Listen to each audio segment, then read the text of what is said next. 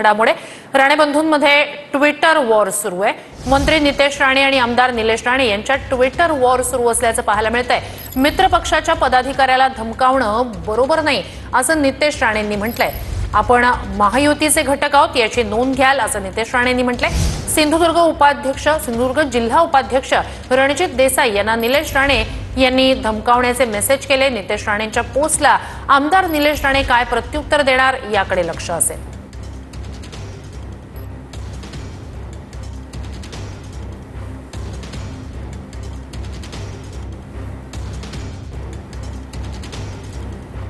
तर आदरणीय निलेशजी, आपणच काही दिवसांआधी महायुतीबद्दल बोलला होतात। आता आपल्याच मित्रपक्षाच्या पदाधिकाऱ्याला धमकावणं बरोबर नाही।